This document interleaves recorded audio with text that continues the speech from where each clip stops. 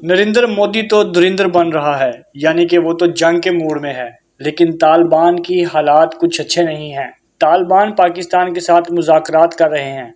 ये मुज़ाकरात high level पे नहीं है, लेकिन इन मुज़ाकरात में तालिबान की ये डिमांड है कि जंग को ख़त्म किया जाए और हमारे साथ बातचीत की जाए। दरअसल उन्होंने इंडिया की वजह से ये जंग शुरू तो कर दी इंडिया के कहने पे, और इंडिया ने कहा कि हम तुम्हारे साथ हैं, तुम जंग करो, ये वो। आपको पता है फिर इंडियंस की ये जो लालच देते हैं, ज़ाहिरी बात है एक बड़ी इकनॉमी है तो इन्होंने लालच दिया होगा तालिबान को।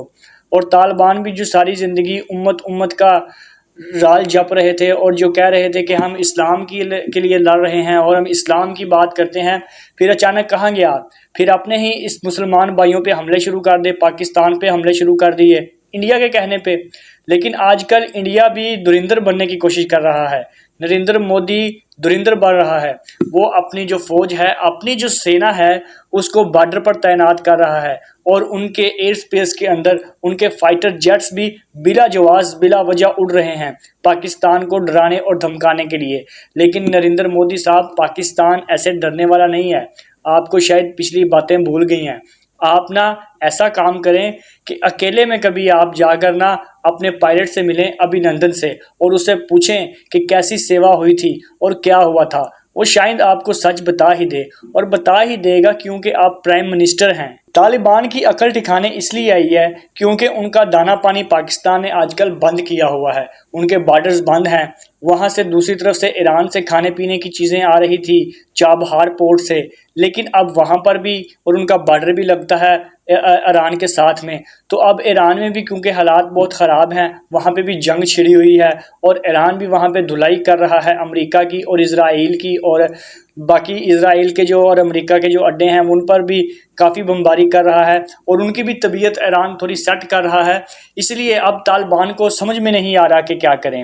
अब तालिबान पाकिस्तान के साथ सुलह सफाई कर रहे हैं। दूसरी तरफ अगर हम बात करें हिंदुस्तान की, तो हिंदुस्तान में धुरंधर 2 मूवी बन रही है और आपको सुनकर बहुत ही हैरानी होगी। दुनिया की पहली इंडस्ट्री और पहला मुल्क ऐसा होगा। वैसे तो ये पाकिस्तान को बहुत बातें करते हैं कि इनकी जो फ़ौज है वो बड़ा बजट ले जाती है, इनके डिफेंस पर बहुत खर्चा होता है, लेकिन अब बॉलीवुड का जो खर्चा है, बॉलीवुड का जो बोझ है, वो भी इनकी डिफेंस इंडस्ट्री पर, इनके डिफेंस बजट पर पड़ने वाला है। क्योंकि धुरंधर 2 मूवी है जो वो इनके डिफेंस बजट यानी कि जो फौज का बजट होता है उसमें से बनाई जाएगी। आप देखें कितनी हैरानी वाली बात है कि ये लोग इसलिए फिल्में बनाते हैं क्योंकि इन्होंने सिर्फ फिल्मों में जीतना होता है।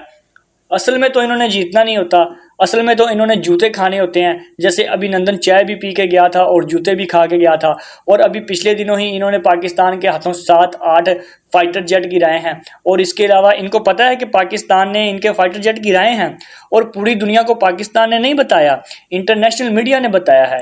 आजकल इंटरनेशनल मीडिया बहुत एक्टिव रहता है और सैटेलाइट का दौर है, हर किसी को हर चीज़ मालूम पड़ जाती है।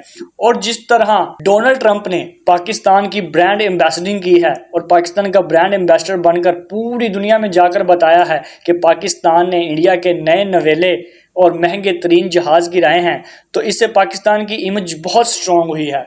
पूरी दुनिया में पाकिस्तान की फ़ौज की इमेज बहुत स्ट्रॉन्ग हुई है, और पाकिस्तान ने उसके बाद अपने फाइटर जेट GF-17 थंडर भी बहुत ज़्यादा बेचे हैं। लिहाजा नरेंद्र मोदी पाकिस्तान से मार तो बहुत बार खा चुका है, तो उसने कहा कि धुरंधर जैसी एक और मूवी बनाई जाए और इस बार बजट हिंदुस्तान के डिफेंस बजट से दिया जाए। मैं इंडिया के वो जो जर्नलिस्ट हैं जो पाकिस्तान को हर टाइम बातें करते रहते हैं, ख़ास तौर पर मेजर गोबर आर्या साहब सॉरी, ये मुझे आप ये बताएं कि आप पाकिस्तान को थोड़ी बड़ी बातें करते हैं, अब जाके आप नरेंद्र मोदी से पूछे ना कि कैसे उन्होंने फ़ौज के, आर्मी के डिफेंस बजट में से एक फ़िल्म बनाने का सोच लिया। इनको पता है हम पाकिस्तान से जंग नहीं जीत सकते, बस गीदड़ बत्तियाँ दे सकते हैं, वो देते रहें और फिल्में बनाते रहें। एक फ़िल्म में टाइगर श्रॉफ या अक्षय कुमार या किसी और ऐसे हीरो को ले लें जो एंटी पाकिस्तान फिल्में बनाते हैं, और फिर उन दोनों को बेच दें पाकिस्तान में और पूरे पाकिस्तान की तबाही करवा दें। आपकी आवाम भी खुश और आप भी खुश। आपको क्या ज़रूरत है अपनी फ़ौज यहाँ पर तैनात करने की बॉर्डर में? क्यों उन बेचारों को चपेड़ें परवानी है जानबूझ के तुमने? लिहाजा ये ऐसे ही चलता रहेगा। उधर तालिबान की भी अच्छे से पाकिस्तान ने ठुकाई की, पाकिस्तान ने उनकी तबीयत सेट की और अब उनकी तबीयत सेट है और अब वो मिन्नत समाजत पे आ गए हैं कि जाने दें बस, ठीक है, वो ब्रदरहुड पुराना हम बना लेते हैं आपके साथ में। लेकिन पाकिस्तान को सोच समझ कर अब कुछ करना पड़ेगा। अगर फिर भी तालिबान की तरफ से कुछ होता है तो पाकिस्तान ने ये वाज़िया कर दिया है कि हम इनकी खूब धुलाई करेंगे और इस बार पहले से ज़्यादा इनको मारेंगे और इनकी जो तबीयत है वो और फ्रेश कर देंगे। ये कोई अमेरिका नहीं है, ये कोई रशिया नहीं है जो बाहर से आके बैठ के तुम्हारे अंदर लड़ रहे हैं और तुम उनसे जीत जाओगे। और वो जंगें भी तुमने खुद नहीं जीती थी, वो जंगें भी तुम्हें पाकिस्तान ने ही जितवाई थी, आईएसआई ने ही जितवाई थी और पाकिस्तान लोगों की दुआएं थी तुम्हारे साथ। मैं खुद अपने तौर पे इस चीज़ का गवाह हूँ कि मैंने खुद हाथ उठाकर दुआएं की हुई हैं अफ़गान तालिबान की फ़तह के लिए अमेरिका के ख़िलाफ़। जब इनकी रशिया के साथ वो जंग हुई तो तब तो मैं नहीं था या होश में नहीं होऊंगा, छोटा होऊंगा, बल्कि तब मैं था ही नहीं।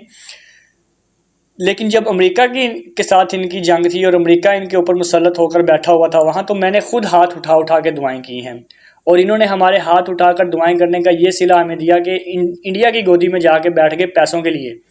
और ये खुद को मुसलमान फाइटर कहते थे, इस्लाम के मुजाहिद कहते थे और जाकर बैठ गए इंडिया की गोदी में, इंडिया के साथ बैठ गए पैसों के लिए। ये वही इंडिया जिनके ये जहाज़ हाईजैक किया करते थे किसी दौर में और आज वही इंडिया इनका महबूब बना बैठा है।